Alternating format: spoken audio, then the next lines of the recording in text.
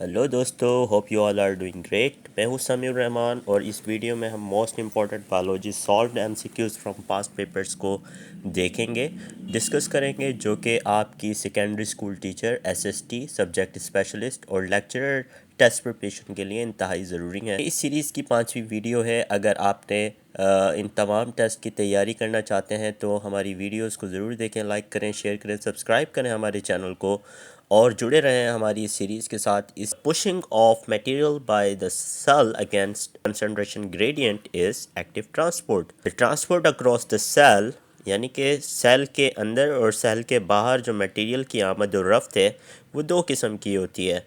एक होती है एक्टिव ट्रांसपोर्ट और दूसरी होती है पैसिव ट्रांसपोर्ट। तो जो transport against the concentration gradient होती है उसे हम एक्टिव ट्रांसपोर्ट कहते हैं। लेकिन अगेंस्ट द कंसंट्रेशन क्या होती है? देखें, मटेरियल की जो ट्रांसपोर्ट होती है from higher concentration to lower concentration होती है, यानी कि जहाँ मटेरियल की मिकदार ज़्यादा होती है वहाँ से मटेरियल जो है उस रीजन में दाखिल होता है जहाँ पर उसकी मिकदार कम होती है। तो इसे हम कहते हैं अलोंग द कंसंट्रेशन ग्रेडियंट। लेकिन अगर इसके बरक्स काम हो, यानी कि हायर कंसंट्रेशन जहाँ मटेरियल की मौजूद है उस तरफ जो है मटेरियल मूव करे तो उसे हम अगेंस्ट द कंसंट्रेशन ग्रेडियंट कहते हैं, जो कि एक्टिव ट्रांसपोर्ट में होता है। उसके बाद है Robert Hooke examined the slice of cork made up of bark of the oak. शाहबलूत एक दरख्त है जिसकी जो बार्क है, छाल है, उसको ऑब्ज़र्व किया था रॉबर्ट हुक ने और सेल को दरियाफ़्त किया था। उसके बाद in thin slice of cork Robert Hooke noticed small chambers. जब उसने ये कॉर्क की बाग को ऑब्ज़र्व किया था तो उसे छोटे छोटे से कमरे यानी कि चैम्बर्स नज़र आए थे। तो उसने उन चैम्बर्स को सेलुला यानी कि सेल का नाम दिया था। Henri Dutrochet confirmed Robert Hooke's observation on cell. Henri Dutrochet एक साइंटिस्ट थे जिन्होंने बाद में रॉबर्ट हुक की ऑब्जर्वेशन जो थी कन्फर्म किया था। Many substances that are not needed constantly enter the cell by active transport। ऐसे सब्सटेंस जो कि कॉन्स्टेंटली सेल को रिक्वायर्ड नहीं होते उनकी जो ट्रांसपोर्ट है वो ज़्यादातर एक्टिव ट्रांसपोर्ट के ज़रिए होती है। It's a true cell wall in a newly growing cells. एक नया सेल्स जो होता है उसमें सबसे पहली जो सेल वॉल बनती है वो प्राइमरी वॉल होती है। उसके बाद it is the first to be formed. Cell wall जो सबसे पहले बनती है वो प्राइमरी वॉल बनती है, उसके बाद सेकेंडरी वॉल एंड बाद water percentage of cytosol in cytoplasm is 90%। Cytoplasm के अंदर जो फ्लूइड पोर्शन होता है जिसे हम साइटोसोल कहते हैं, उस साइटोसोल में वाटर की जो परसेंटेज है वो 90% है। उसके बाद new ribosomes are assembled in nucleolus.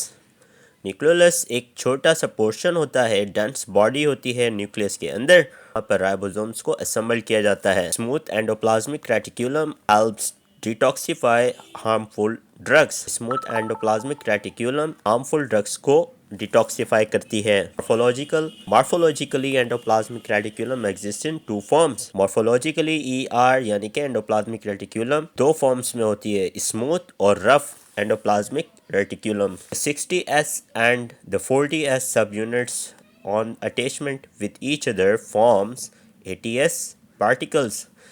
ये 60S और 40S सब यूनिट्स राइबोसोम के दो हिस्से होते हैं और जो वैल्यूज़ आपके सामने 60S और 40S है ये इनके सेडिमेंट्री यूनिट्स कहलाते हैं, यानी कि these values are related to their densities.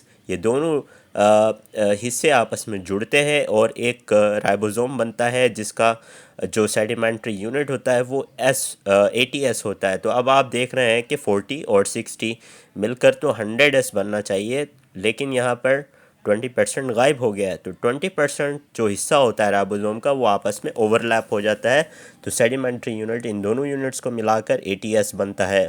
Proteins are synthesized in ribosome. Ribosomes are also called protein factory. They are absent in higher plant. Centriole plastid भी होता है, गोल्जी अपरेटस भी होता है, सेल मेम्ब्रेन भी होता है, लेकिन सेंट्रियोल नहीं होता। Amino acids protein are present in the cell wall of bacteria. Bacteria की सेल वॉल के अंदर प्रोटीन मौजूद होती है, जबकि प्लांट्स की सेल वॉल में कार्बोहाइड्रेट यानी कि सेलुलोज वगैरह से बनी होती है। दोस्तों ये थी हमारी video part 5 for the preparation of SST, SS and lecturer test. अगर आपको इन टेस्ट की तैयारी करनी है तो हमारे चैनल को सब्सक्राइब करें, लाइक करें, शेयर करें। बहुत शुक्रिया, थैंक यू वेरी मच, अल्लाह हाफिज़।